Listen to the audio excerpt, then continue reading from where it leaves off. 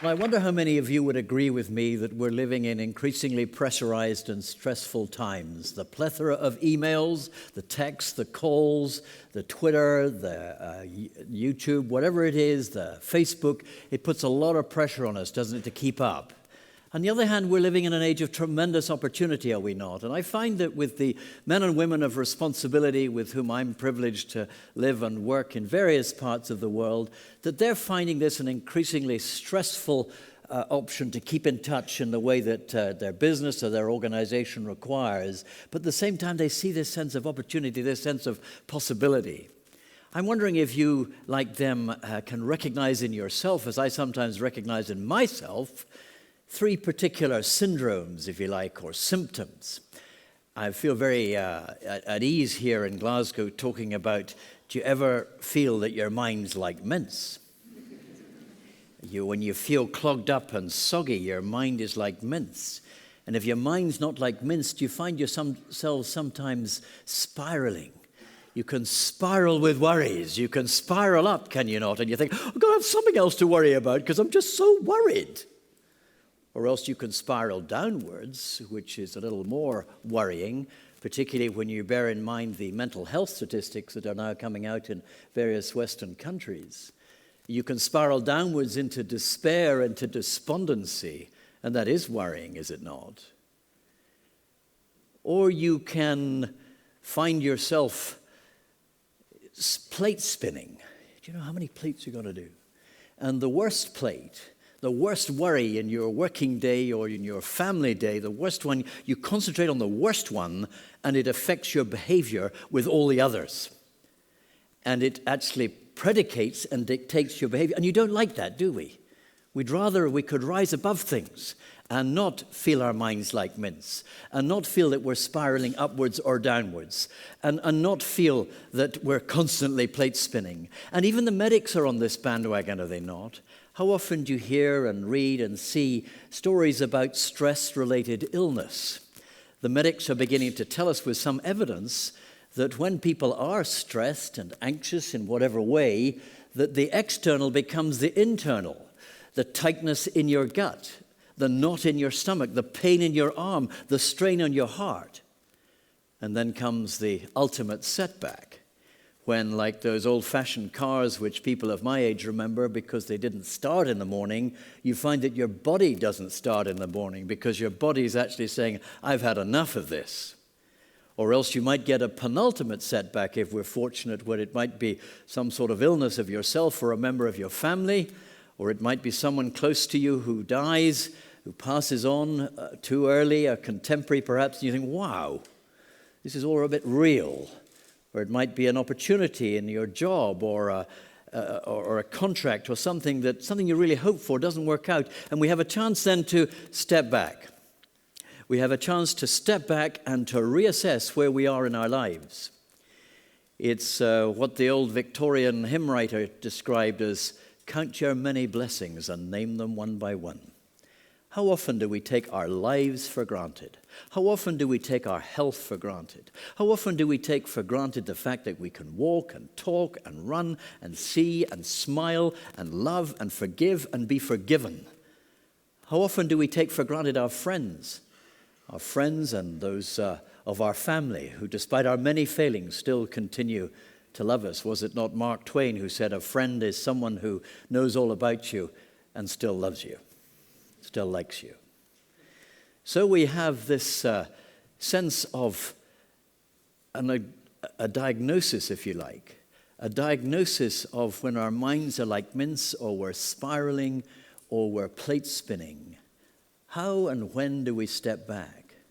Those self-same men and women of responsibility and leadership with whom it's my privilege to work in various parts of the world and across all the sectors would say that there are three very helpful things that they have used in their own lives, and I'm delighted and honored to share them with you today. The first is to self-monitor. I wonder how many of you self-monitor. Do you really step back to look at your life, the way that it's going? For instance, how many of you have chosen of late to spend time on your own? I mean on your own.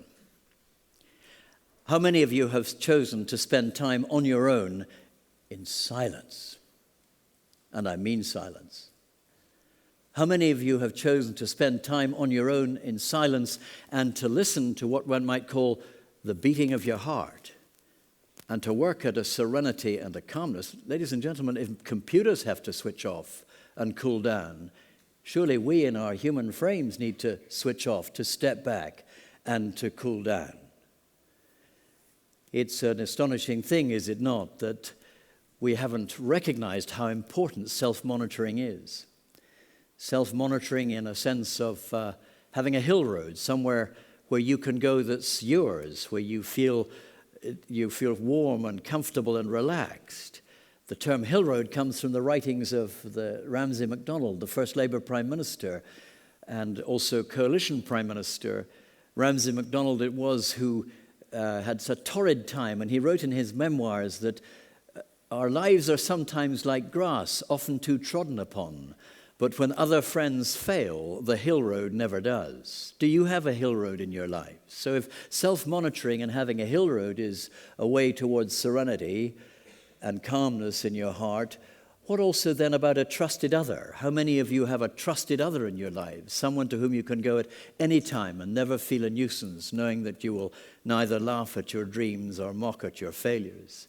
It's this sense of self-monitoring, this sense of having a hill road or rediscovering a hill road from your past perhaps and visiting it, and also having an opportunity to have a trusted other that seems to create a balance with those men and women whom I work with, in the sense of finding a way forward, of coping and managing with the stress, but also of not just surviving, but thriving in a world of great opportunity. It was Martin Luther King who famously said that our lives begin to end when we fail to stand for those things which matter and will last. And it was the late great professor of science and religion, the first nomination of its kind in the world, here within Edinburgh University in Scotland, Professor Henry Drummond, who wrote the greatest thing in the world, his treatise on faith and hope and love. And the greatest of these is love. And there's a passage in Henry Drummond's book which was a bestseller, second only to the Bible, for several decades and for several different languages. And Henry Drummond wrote this: when you step back and look at your life, you will discover that those times when you felt most fully human and most fully alive were those times when you were acting in a spirit of kindness and generosity and love. That in self-forgetfulness we often find self-fulfillment.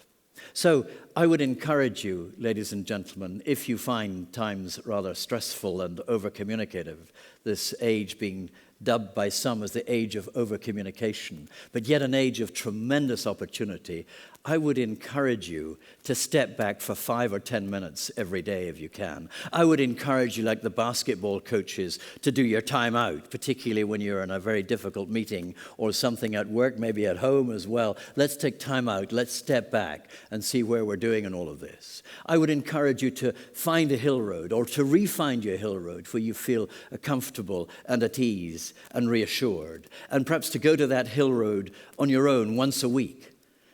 And also to find a trusted other, to select a trusted other in highest confidence, and spend maybe a couple of hours once a month with your trusted other. And then maybe to spend once or twice a year time away with a loved one, just assessing where you are, both mentally and physically and spiritually in your lives. Those who've deployed those 3 remedies to the diagnostic which I gave you earlier have found their lives to be much fuller of meaning and of purpose, and they found themselves to be well, inwardly and outwardly. Their health and their happiness and their well-being, their serenity of spirit, if you like, transcends the atmospheres of those with whom they live and work and lead, and also with those with whom they live and work and love at home. Some months ago, a group of young people were making their way to our International Leadership Centre, to one of them, this on the Isle of Skye, Columba 1400. They found themselves lost. The driver didn't know where he was. And they came to a T-junction.